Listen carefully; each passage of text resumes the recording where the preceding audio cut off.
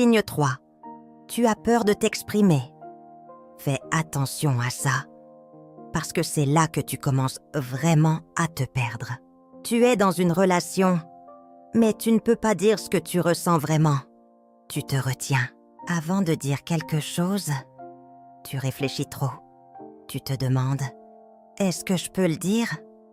Comment il ou elle va réagir? Tu pèses chaque mot. Tu filtres. Tu modifies. Et au final, tu ne dis pas vraiment ce que tu ressens. Il y a des choses que tu n'abordes même plus. Des sujets sensibles, des choses qui te blessent, des comportements qui te dérangent.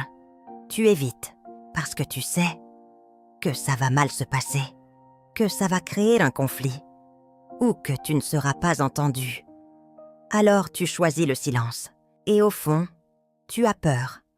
Peur qu'on s'énerve, peur qu'on te rejette, peur qu'on te fasse passer pour le problème, peur de perdre la relation.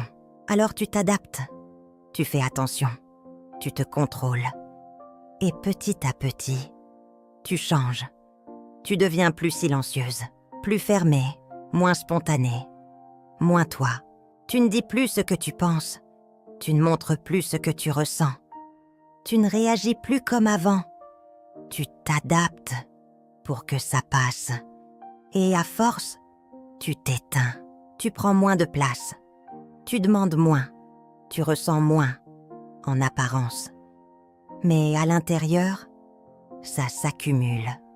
Frustration, tristesse, colère. Tout ce que tu ne dis pas reste. Et voilà le plus grave. Tu te trahis. Tu trahis ce que tu ressens. Tu trahis ce que tu penses. Tu trahis qui tu es. Juste pour maintenir la relation.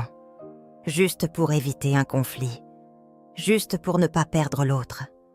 Mais à quel prix? Écoute-moi bien. Si tu ne peux pas être toi-même, si tu ne peux pas t'exprimer, si tu dois te censurer, ce n'est pas de l'amour. L'amour ne t'étouffe pas. L'amour ne te fait pas peur. L'amour te donne de la place.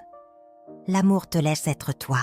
Et si aujourd'hui, tu as peur de parler, pose-toi la vraie question.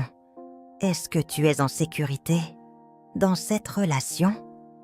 Et malgré tout ça, tu restes, tu excuses, tu justifies, tu minimises. Et c'est exactement le 4e signe.